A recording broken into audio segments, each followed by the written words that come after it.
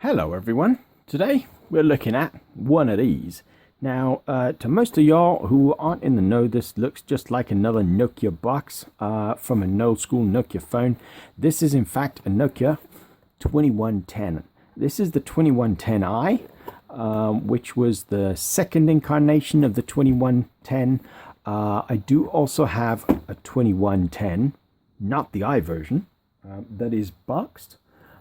This is what the box looks like. This was a Christmas edition, as you can see, with all this crap on there. In fact, it was just a cover that obviously covered the box like so. You'll see this has the old school Nokia logo as well. Now, just a bit of history. Nokia had the 2010, which was a GSM model, they improved on that significantly with the 2110. The 2110 came out, I think it was late 93, early 94. Certainly I had one by February of 94, I think it was. And I bought the 2110, thought it was a great phone. And then when the 2110i came out, I bought one of them. I bought this very one. This was the very one I bought myself.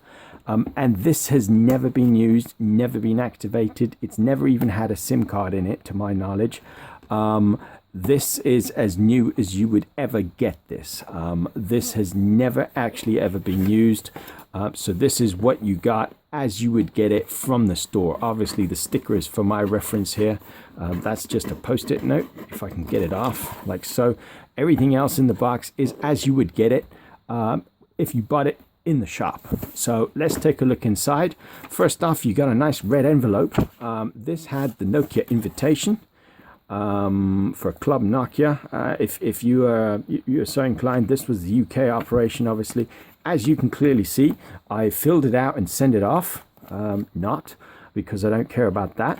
So out it goes. But more importantly, in this red envelope, you got the you got two of these. You got a sticker with the security code on it. Basically, and without that security code, if you wanted to reset the phone, you couldn't, basically. So that's why it was in a red envelope.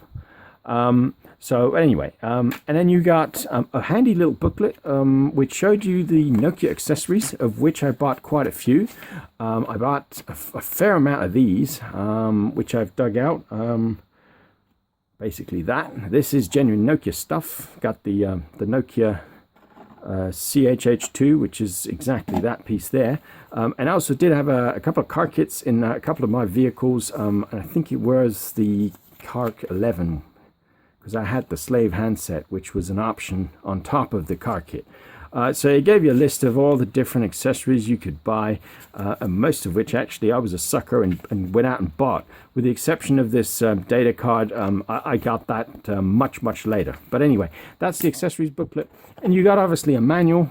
This is actually quite thick because the Nokia 2110 is a really good feature-filled phone at the time. We're talking obviously mid-90s, 94, 95. Back then, nobody had GPS, nobody had picture messaging.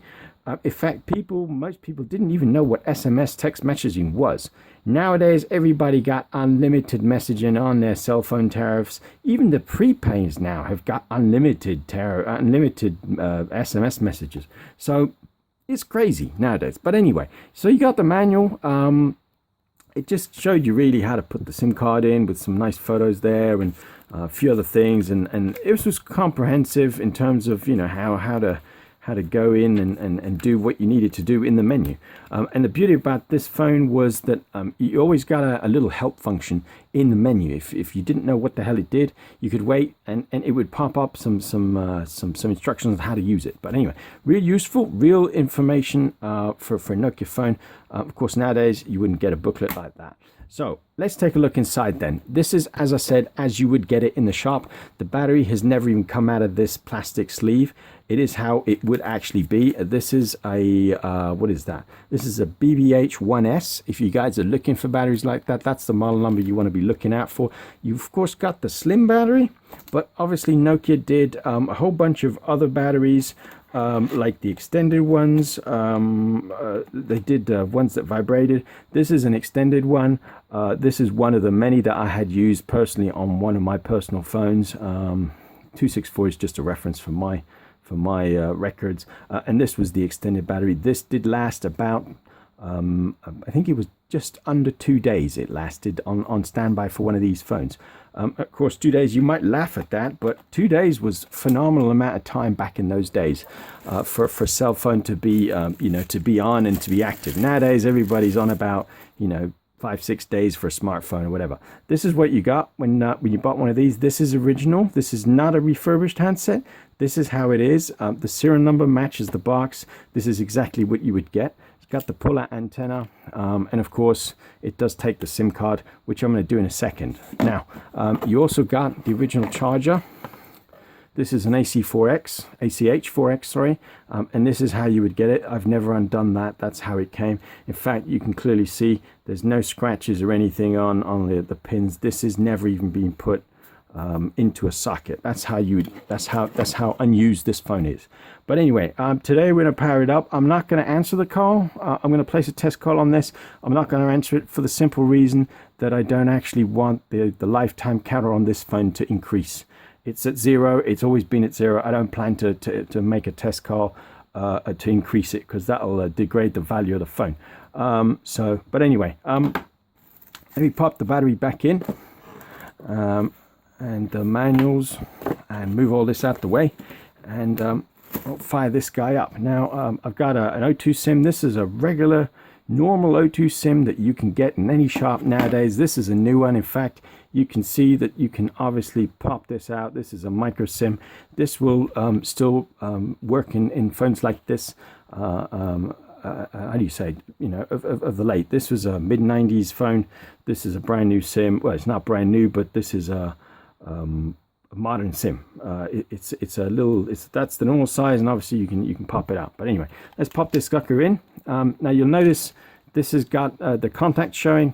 That was a big improvement for Nokia. In fact, I'm going to pull out the Nokia 2010 and show you why.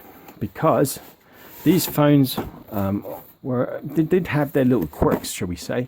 I will do a full unboxing on the 2010, but oh, actually, this is a 2110 as well. No, this is a 2010, but I've put a 2110 antenna on this. The 2010 is a little bit different. In fact, the 2010 antenna, let me just see if I can find one. I don't actually have one to hand, believe it or not. That's real strange. Oh, there we go. Now, this is what a 2010 antenna would look like. This is a 2140.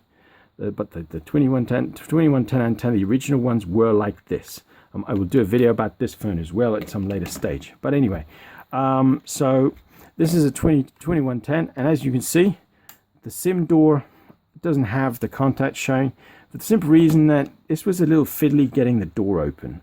If you didn't have long nails, it was a struggle to get your fingers in there and try and fumble around and faff around and put the SIM in. So they improved on that, and they made 2 little holes there, which basically meant you could get your nail under there and open the door real quick. Real improvement. That saved me an awful lot of time. How do you say? In terms of swapping the SIM, you can obviously undo these, and they pop right out. The doors pop out, and then you can put a new one in, which is what I ended up doing. Not on this one, because this is not the one I used myself, but on the 2010 that I had back in the day. Anyway, so let's pop this sucker in. What you got to do is slide this silver thing to the left, lock it in, and there we go. Now, I'm hoping this battery has a little bit of juice left in it. If not, I got the charger at the ready, like this. This is another ACH4X, and hopefully that will charge up. There we go. So power on up here. You got a couple of volume buttons there as well. And I'm hoping this will power on and say either O2 or CellNet. Yep. Now hopefully this will pick up service, he says. There we go, CellNet. Now for you guys that don't know, CellNet is O2 obviously. It's just that these older phones haven't been updated with the new network name. The old SIM cards and the old phones all display Cellnet because that was what the provider was called back in those days. It is the same network. It is the GSM900 network in the UK. It's just the old phones display it as a different name. So, like I said, I'm not going to place a call from this phone. I'm going to call from another phone to this because I don't want the lifetime meter on this to increase. In order to do that, I need another phone. So, with a bit of luck, that should now ring. There we go. Now, don't know if you can tell, but that's displaying this number, as you can clearly see. So, I'm going to end the call, like I said, because I don't want the lifetime counter on here to increase. And that says 1 missed call. Obviously, you can list the number or quit. So I'm going to quickly go through the menu on this and show you guys what you were missing in these classic phones. So first off, menu. The way these are operate real quick. You got menu. This key hits anything that's displayed here, and this key hits anything that's displayed here. So you want to go into memory. You type. You hit that button, and then you go either you want to save a name or find a name. Find the name. I've just put these are the numbers on the SIM card, not obviously on the phone. That's what that B stands for. So basically, that's how you get into the memory. You got obviously a menu button, and you could go into the menu. You got recent calls, messages. This phone had listen to messages, read messages, write messages, show delivery reports. This is one of the very first Nokias that actually supported delivery reports and message settings. Now this is where you could change the message sender number. If you're a cool cat like me, an old school guy, you changed this and you didn't get billed for messaging because you used a foreign message center from another provider, and it kind of navigated past the charging system in the UK.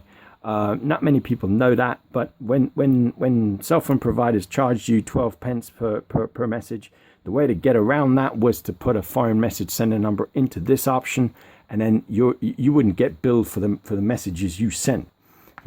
Cellular providers quickly caught on to that, which is why nowadays in most modern phones you can't actually change the message sender number. But a real neat feature that you could send it as a text message. You had different options there. I only ever used text because that's the only one that seemed to work at the time. Accept reply cost. This was if you wanted to let the sender reply through the same message sender number as you did. A message sender is basically the computer equipment from the cellular provider that kind of sends your SMS message to wherever it's got to go. You know, it goes from your phone through the cell towers to the message sender, and then the message sender says, "Oh, it's going to this provider or this cellular user," and it forwards it onto the handset. That's all it is. So you could set that as no if you didn't want to pick up the cost of the return. For them replying to delivery reports. Obviously yes. Validity, this is another option that seems to have disappeared from most modern phones. You got 1 hour, 6 hour, 24 hours, 1 week, or maximum time. That depended on the cellular provider. I always tend to put it as max time. That's just how long the network would hold your message if the recipient's phone was off, basically. Set voicemail box, kind of self-explanatory that, and that's it basically. Listen to voice messages, we've been there already. So that was messages. You got call divert, all the usual refinements really. This is kind of never really changed in terms of what you got as call diverts. Even nowadays, this is the same. I'm not going to talk about that too much. Phone settings, you got lights on, you got ringing volume. You had, I think, 5 levels. Yep. So you had really low or really loud, and then obviously everything in between. So I'm going to leave that at 5. And then ringing tone, you had 8 ringtones. Guess which one I picked? The synonymous classic ringtone for Nokia was this, and this was this was one of the few phones that the 2010 and the 2110 really pushed this ringtone. Of course, nowadays this is a Nokia classic. What else you got? You got the basics.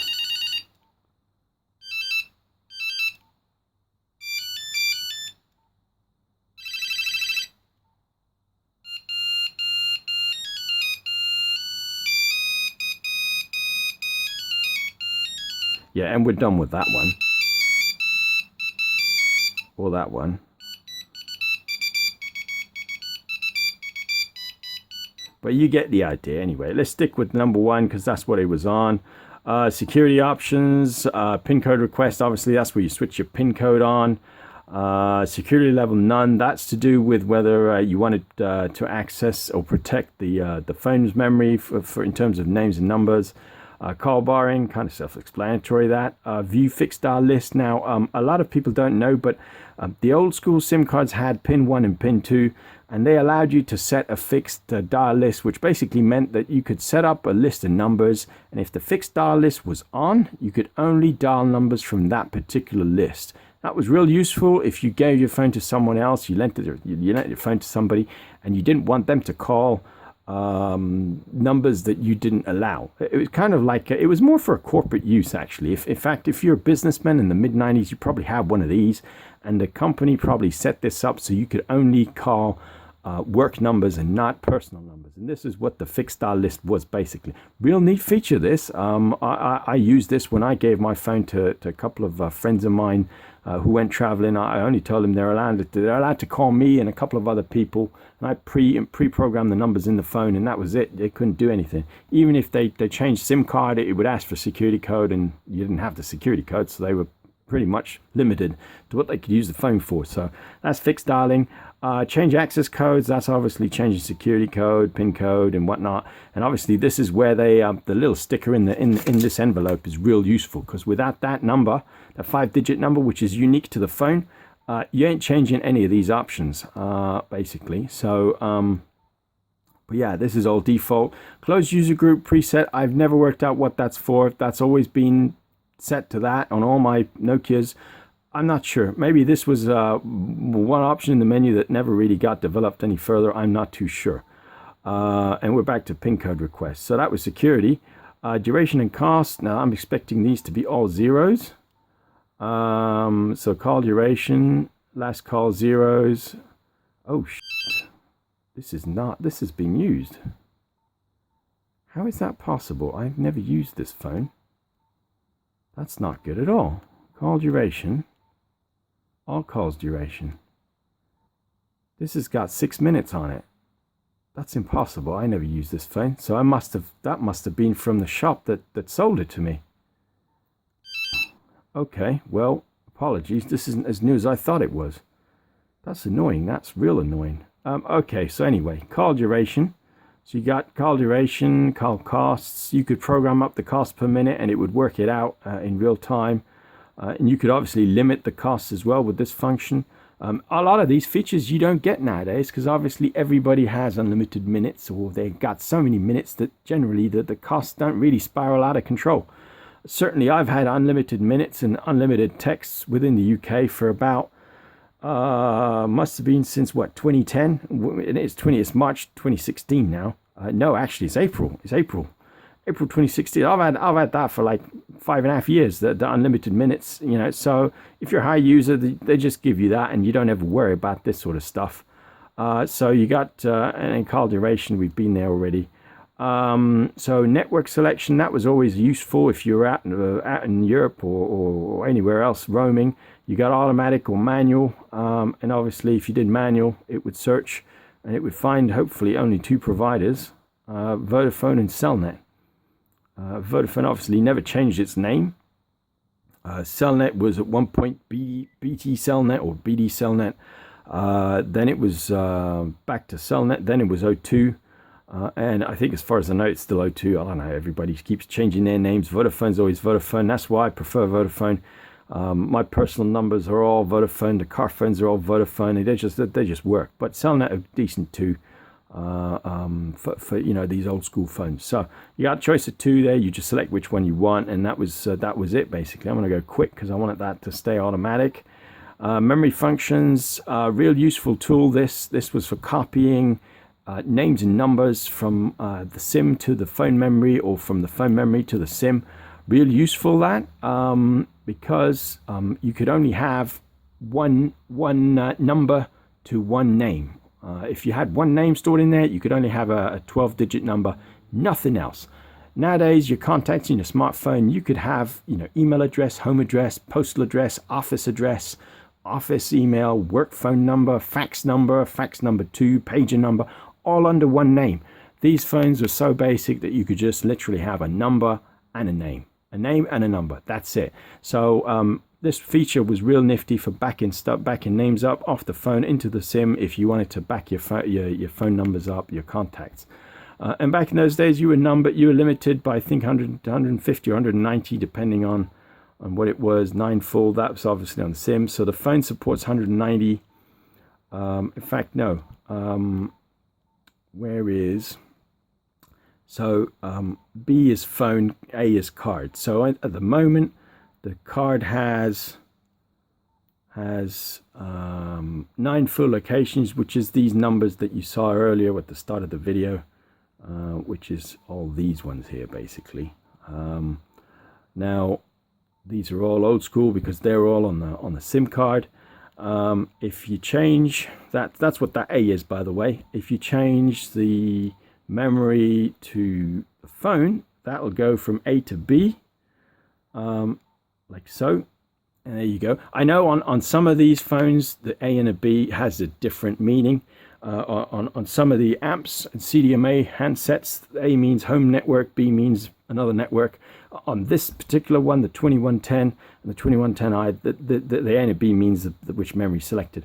And obviously you got memory status, 65 locations, 60 full, and that was basically it. So you got copy, you got memory erasing, kind of same. You could do one by one or erase all, kind of self-explanatory really. And then obviously show our number. What else? Personal reminders, never really used this one. Welcome note, that was the thing you saw earlier. Test phone, save that. Countdown timer, it's kind of self-explanatory really. Welcome note, and that was it basically. Let me just change the memory back to A because I don't want anything stored in this phone. So in-call options, that was your call, basically your conferencing. I think this was the first Nokia phone that supported call conferencing. Certainly I remember having it on the 2140, which is a derivative of this phone. If you don't know what a 2140 is, it is one of these. This is 2140. It's the same phone, just the keypad slightly different. But the power button's on there. But everything else is the same, basically. And I will do an unboxing of this phone as well at a later stage. So what else we got? So that's your call options, really. Fax and data, that was when you had the data card, which plugged into the bottom port up here. And that was that, basically. Ringing options, you got ring, beep, or silent. You could obviously change the ringtone, but this was a quick way to basically silence the phone. Instead of putting the volume down, you could just basically ring, beep, or silent. And this phone didn't support vibrate. They did release a battery which did have vibrate at a much later stage, and that one looked like this. This is also a 2140. This is in fact a brand new one, never been used or activated. And I will do an unboxing of this phone at a later stage. The vibrating batteries had this funny shape to them. This was my personal one of many that I had. They didn't last very long because they were third party. They weren't original Nokias, and I wasn't prepared to pay over £100 for an original Nokia vibrating battery. So the vibrating mechanism was in the battery itself. But anyway, so ringing options, number editor, I'm not too sure what the hell that was for, never used it. And then we're back to menu number 1. So that's a quick roundup of really the menu on these. Real nifty, real neat phones this. I would actually use this if I could get a decent battery life out of it, because these are real slick phones, real easy to use, real basic, and if you just want something that works, these are second to none. None of that Apple nonsense, none of the Android stuff, none of that stuff. These just worked, and they worked real well, and they still picked up service. They picked up service real well. These are all GSM900. Well, the 2110i is. The 2140 is GSM1800. If you're in America and you want to use this particular phone, it's not going to work. What you want is the 2190e. 2190E is the America equivalent of this. As I got so many people asking me, what brick phones can I use in America with a SIM card? Help us out, dude. You're not really spoiled for choice, I'm afraid, in America. If you want to go down the Nokia route, the 2190 is this phone basically, but for GSM 1900. And as it happens, I got one right here. This is a voice stream one. It is the same phone, same sort of thing, same buttons everywhere. This has the extended battery. And actually, I did use this very phone when I was in America quite a lot back in the late 90s. Oh, actually, that might even be my SIM card. And yeah, that is my SIM card. Jesus, how old is that? Yeah, same sort of thing. The SIM card goes in here, and you're good to go. And this will work in America. You'll notice that the numbers are the other way around, so it's like that. 2190E, GSM 1900, you're good to go. I will do a video about this one. Obviously, I can't pick up service in the UK with this because this is GSM 1900. This is GSM 900. So basically, yeah, I mean, this is as good as you're going to go if you want to go real basic. Anyway, that's all I got to say about this. There is a lot to talk about these phones. This is why it's such a long video. It's probably one of the longest videos about a single phone that I've ever done. So I'll leave it at that. If you got any questions, drop me a comment. I will try and help. I have a whole bunch of these. If you were lucky back in the day, you could get all sort of wood nut ones like this. This was one of my personal ones. It's got the optional belt clip on there, and it's got the white keypad. This is non-genuine Nokia housing. If you were rich, you could get yourself a genuine one, which was a Nokia one like that.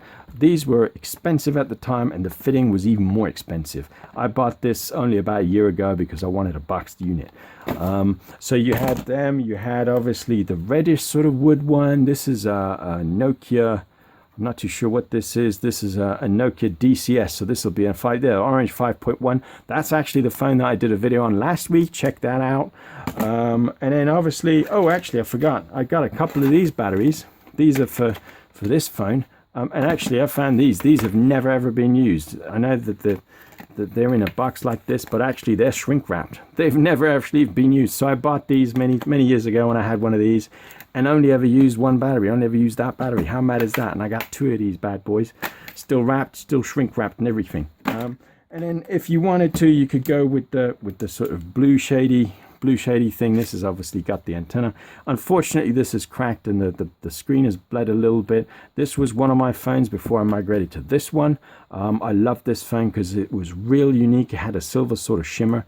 The case is obviously non-original, but I love this phone. This was my baby. This was back in the day. And then you got a whole bunch of other stuff. I migrated to this one, and then I had enough of the colored ones, so I had a whole bunch of these, and those are all 2140s. And then I had a GSM 900 2140, specially made for me by the boys at Nokia in Germany. Because this keypad layout usually meant that the phone was GSM 1800. They did something to it, and they swapped the insides with one of these, I think, and they made this GSM 900 again with the SIM in there. In fact, all of these take SIMs. And then obviously Nokia also did the NMT versions of some of these phones. This is what this is. This is one that I used when I went out to Russia. It's got the nice Russian sticker there. This is a THF9BG. I think this operates on NMT. I'm not even sure. I think that was an NMT model. And then I went back to the American ones, and I got myself this. This was another vibrating battery, but this didn't take a SIM card. This operated on, I think this was amps or CDMA. I'm not even sure because it was that long ago. And then the screen went on that, and I went for a normal one like that, and I had the extended battery on that as well, and this didn't take a SIM because this is a 2120 plus, and that was a 2160, which was interesting because if you compare these to any of these, actually, even let's take this one here, any of these, and this one still has the hand strap, it's slightly smaller, which is really bizarre. I don't know why Nokia made this one slightly smaller. These two models are slightly smaller. I don't know what. I will try and do a video about some of these at a later stage. But I mean, I could go on. I mean, when I went to Germany, I got given a whole bunch of these, and even the see-through ones. Actually, I had this one. This was another one of my babies. This was original because it's got Nokia on it. These are like gold dust nowadays. This was a GSM900, and I used this for a little while as well. Real nice phone. And then I went back to the wood nut again, and as you can see, the keys on this are real rubbed off, and this I use this as well, and this really got a lot of usage. This, and if actually this is actually the original Nokia 2110, because this has got no gaps in the SIM, and it's got the stubby antenna, which were replaced. But I only had a couple of these, and I bought some spare and never used them. But anyway, I got, like I said, this is just the first handful or two handfuls that I pulled out of my Nokia box.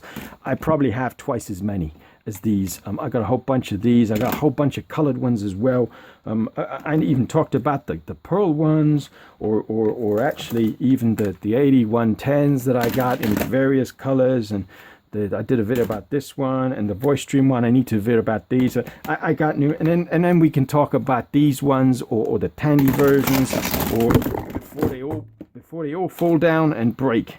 But anyway, the Pearl one was real nice because I used that as well. Unfortunately, I don't know what's happened to the color of the battery. I think it's just to do with heat and the charging, but these were real nice. These were about as rare as you could get.